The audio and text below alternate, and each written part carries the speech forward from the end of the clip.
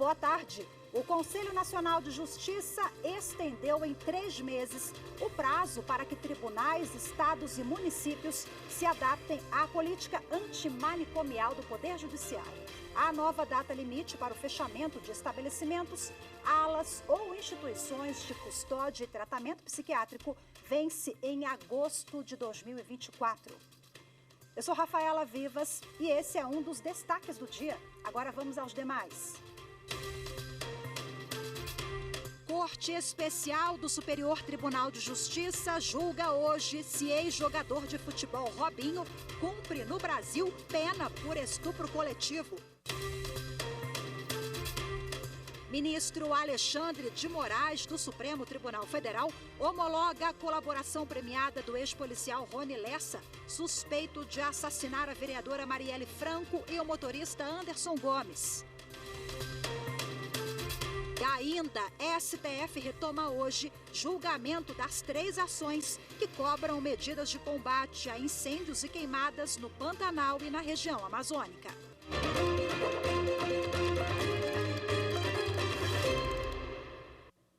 Caso Robinho. Começa logo mais às 2 da tarde a sessão da Corte Especial do Superior Tribunal de Justiça, que vai julgar pedido de cumprimento da pena no Brasil.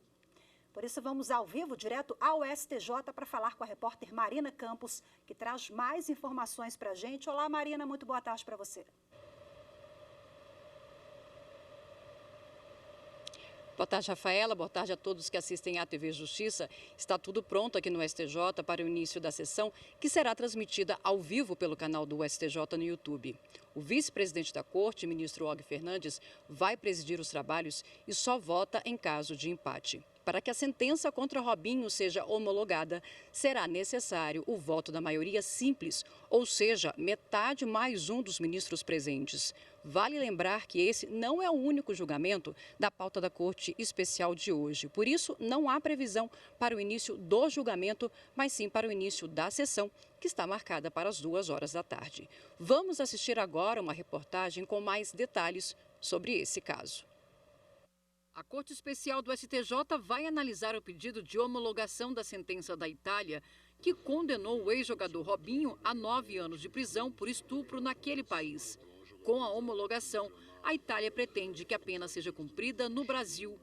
Esta advogada de direito internacional explica que a Constituição prevê que é responsabilidade do STJ validar a decisão de outros países para que ela passe a ter eficácia aqui no Brasil. Para que uma decisão estrangeira ela seja homologada no Brasil, ela tem que cumprir com alguns requisitos que estão descritos no Código de Processo Civil, sobretudo no artigo 963, que são não ofender a ordem pública nem a coisa julgada brasileira, ter sido proferida por autoridade competente no outro país, ter ocorrido citação regular, ainda que se verifique a revelia, ser eficaz no país em que ela foi proferida e estar acompanhada de tradução oficial, a menos que haja uma previsão de dispensa prevista em tratado no que diz respeito a essa tradução. E, se for o caso, de acordo com o regimento interno do STJ, essa decisão ela também poderá estar autenticada por autoridade consular brasileira. Não se trata de uma reanálise de mérito, mas apenas desses requisitos formais. A defesa do jogador alega, entre outros pontos, que a homologação da sentença seria inconstitucional, pois violaria a proibição de extradição de brasileiro nato. Além disso, segundo os advogados, o processo penal italiano teria utilizado procedimentos de investigação considerados ilegais no Brasil. No parecer sobre o caso, o Ministério Público Federal se manifestou pela possibilidade de homologação da condenação, por entender que o pedido cumpriu todos os requisitos legais. A Corte Especial do STJ, que vai julgar o caso, é formada pelos 15 ministros mais antigos da Casa. No início do julgamento, as partes farão as sustentações orais. Cada um poderá fazer a exposição por até 15 minutos. Depois, o ministro Francisco Falcão apresentará o seu voto como relator. Na sequência, votam os demais por ordem de antiguidade. Quem quiser pode acompanhar presencialmente a sessão. O plenário da Corte Especial do STJ tem capacidade para um público de 188 pessoas. Haverá também uma área reservada para imprensa previamente credenciada, que será ocupada por ordem de chegada. Mais de 60 jornalistas, entre profissionais brasileiros e estrangeiros, já foram registrados. Também foi preparado outro plenário que vai transmitir o julgamento por telão. Entrou no terceiro dia o julgamento dos envolvidos na morte do jogador de futebol Daniel Correia Freitas, no Fórum de São José dos Pinhais, na região metropolitana de Curitiba. A expectativa é que o Conselho de Sentença defina, nas próximas horas, o resultado do julgamento após debate entre acusação e defesa. Bom, o resultado do julgamento era esperado para o fim da noite desta terça-feira, mas a sessão foi encerrada um pouco antes das 8 da noite a pedido dos jurados. O jogador Daniel Correia foi encontrado morto em 27 de outubro de 2018 em um matagal na colônia Mergulhão, que fica na zona rural de São José dos Pinhais, no Paraná. Agora vamos falar sobre o caso Marielle Franco. A colaboração premiada do ex-policial Rony Lessa, suspeito de assassinar a vereadora e o motorista dela, Anderson Gomes, foi homologada pelo Supremo Tribunal Federal. O anúncio foi feito pelo ministro da Justiça, Ricardo Lewandowski. Acompanhe na reportagem de Carolina Chaves. A colaboração premiada do ex-policial militar Rony Lessa foi homologada pelo ministro do Supremo Tribunal Federal, Alexandre de Moraes, relator da ação no STF. Em pronunciamento, o ministro da Justiça, Ricardo Lewandowski, ressaltou que essa é uma etapa importante para solucionar o crime. Nós sabemos que esta colaboração premiada, que é um meio de obtenção de provas, traz elementos importantíssimos que nos levam a crer que brevemente nós teremos a solução do assassinato da vereadora Marielle Franco. O caso está no Supremo por suposto envolvimento de autoridade com foro por prerrogativa de função. Esta é a segunda colaboração premiada do caso Marielle Franco. A primeira foi feita por Elcio de Queiroz, também ex-policial militar. O acordo foi firmado com o Ministério Público e com a Polícia Federal. Queiroz assumiu a participação no crime e apontou Rony Lessa como autor dos disparos contra a vereadora Marielle Franco e o motorista Anderson Gomes. O caso ocorreu em março de 2018, no Rio de Janeiro. Rony Lessa está preso desde 2019 e outros 3 suspeitos também estão na prisão. A ministra da Igualdade Racial e irmã de Marielle, Aniele Franco, comemorou mais um passo para desvendar o crime. Cada passo dado, cada revelação feita por esse crime é uma resposta que a gente vai dar para a democracia e é uma resposta também do porquê a Marielle foi assassinada da maneira que foi, no exercício de sua função, e quem mandou matar a Marielle com esse crime que está aí há 6 anos sem muitas das respostas que a gente precisa. Com a autorização da Justiça, a Polícia Federal prendeu o ex-servidor da Fundação Nacional do Índio e presidente de uma organização indígena, Gilmar Palheta Assunção. Ele é suspeito de cometer abusos sexuais contra adolescentes e mulheres de comunidades indígenas no Amazonas. Gilmar foi preso no município de Nova Olinda do Norte, que fica a mais de 130 quilômetros de Manaus. De acordo com as investigações da PF, pelo menos 20 pessoas podem ter sido vítimas do ex-servidor, que foi exonerado após as primeiras denúncias em setembro de 2023. Segundo a Polícia Federal, ele pedia favores sexuais ou importunava as meninas e mulheres em troca de ajuda em processos de aposentadoria, benefícios sociais, abertura de conta bancária e até para corrigir dados cadastrais em órgãos públicos. A seguir, vamos falar sobre o fechamento de estabelecimentos, alas ou instituições de custódia e tratamento psiquiátrico. O prazo vence em agosto de 2024. As informações em instantes. Voltamos já.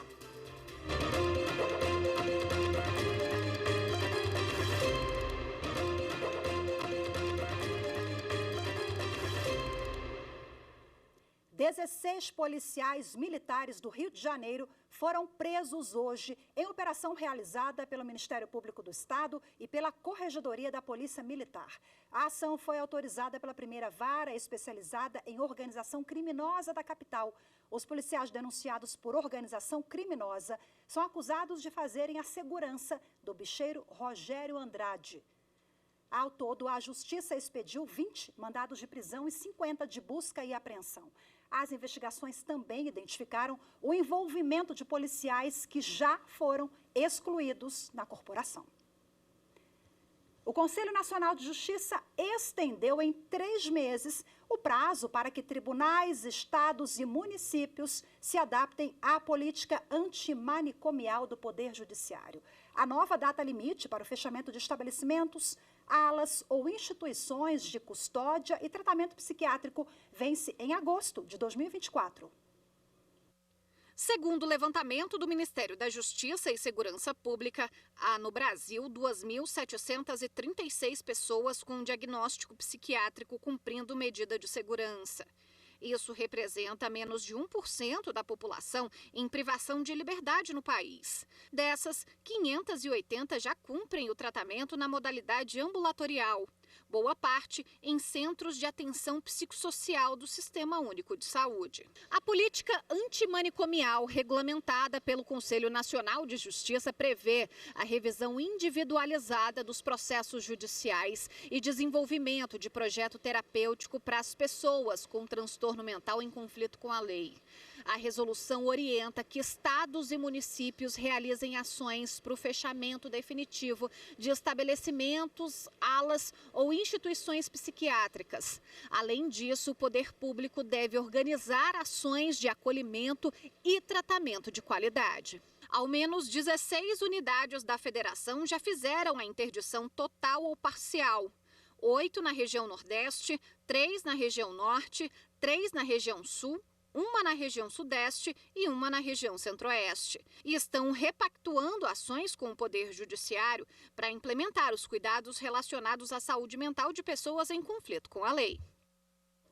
E agora vamos repercutir esse assunto aqui ao vivo no nosso estúdio. Ao meu lado, a chefe da seção de apoio institucional no Departamento de Monitoramento e Fiscalização do Sistema Carcerário e do Sistema de Execução de Medidas Socioeducativas do CNJ, a doutora Melina Machado Miranda. Seja muito bem-vinda. Boa tarde, doutora. Boa tarde, Rafaela. Muito obrigada pelo convite. Obrigada pela presença da senhora. Conta pra gente por que a extensão, ampliação desse prazo, por que houve uma necessidade, uma demanda?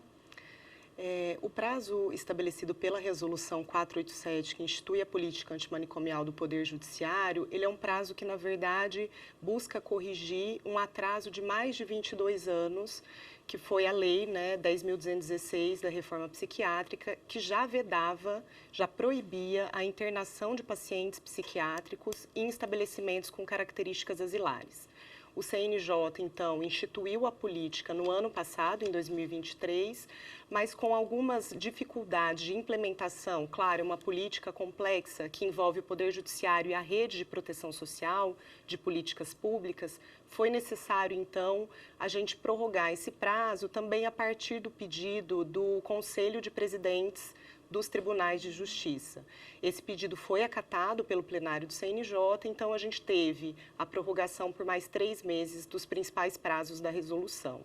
Isso tendo em vista a dificuldade de implementar, mas é importante dizer, Rafaela, que esse prazo ele era necessário, estabelecer um prazo, porque o que a gente viu, há 20 anos nós temos a lei da reforma psiquiátrica e nada foi feito com relação aos pacientes dos manicômios judiciários. Quer dizer, manicômios esses que eram conhecidos e chamados pela própria lei lá de 2001 de casas dos horrores, porque de fato eram verdadeiras casas dos horrores que existiam até pouquíssimo tempo, doutora. Exatamente, e os manicômios judiciários ainda existem, Então, a política antimanicomial instituída pelo CNJ busca corrigir essa situação no Brasil. Quais são os principais desafios, obstáculos e dificuldades para dar efetividade a essa lei de mais de 2 décadas? Eu diria que essa articulação entre o Poder Judiciário e o Executivo, políticas de saúde, de assistência social, de trabalho, mas isso tem sido feito ao longo desses meses de implementação da resolução, da política. Nós temos observado muitos avanços nos territórios. Então, é possível. Inclusive, tem estados que já tinham programas de atenção ao louco infrator ou ao paciente psiquiátrico antes mesmo da resolução 487.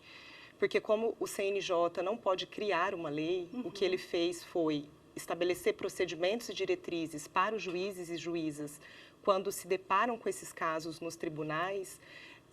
Então, esses programas eles já existiam e tinham, inclusive, estados que não contavam com hospitais de custódia e tratamento psiquiátrico. A senhora citou há pouco, né, louco infrator. A gente tem uma questão cultural também, e o senso comum de compreender, né, o que nós estamos falando, de dar dignidade, cidadania a essas pessoas que estão sob custódia do Estado. Então, essa é uma questão também que deve ser enfrentada, que vem sendo enfrentada não só pelo Poder Judiciário, mas pelo Executivo. Com certeza. É importante estabelecer uma diferença. A pena é diferente da medida de segurança. Quando se é determinada uma medida de segurança, a pessoa que cometeu ali um delito, né, uma infração e que tem um transtorno mental, nós temos que olhar primeiramente para a saúde mental dessa pessoa. Então, ela não está cumprindo uma pena, ela tem que cumprir uma medida de segurança que é voltada ao tratamento. E o manicômio judiciário não oferece, porque ele não é nem um hospital, ele tem mais uma característica de prisão do que um hospital. E pela Lei 10.216, a internação ela tem que ser breve e excepcional, em última medida. Então, esse tratamento ele deve ocorrer via de regra, mas é claro, cada caso vai ser analisado ali na sua particularidade, sendo um tratamento ambulatorial oferecido pelo Sistema Único de Saúde. E como é que o CNJ pretende acompanhar os casos onde o Estado ainda não tem uma estrutura diante da possível sobrecarga no sistema de saúde, por exemplo? Como nós vimos na reportagem, esse público é um público muito pequeno, perto da população carcerária brasileira. Né? 1%, Menos de 1%, 0,33%, segundo o levantamento do Ministério da Justiça e Segurança Pública. Então, o que a gente tem percebido é que, inclusive, a política antimanicomial, ela fortaleceu o sistema de saúde. Nós tivemos um dado do Ministério da Saúde de aporte de 200 milhões para aumento dos centros de atenção psicossocial nos estados, nos municípios. Então, a política ela tem o potencial, inclusive, de alcançar toda a população que sofre com transtorno mental e que tem crescido nos últimos anos, inclusive após a pandemia.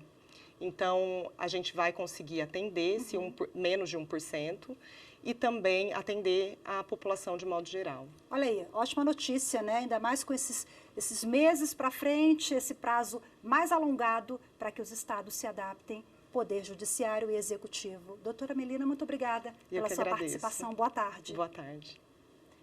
A seguir, em sessão plenária, o presidente do TSE, ministro Alexandre de Moraes, destaca a campanha da Justiça Eleitoral de incentivo ao voto dos jovens. As informações em instantes, voltamos já.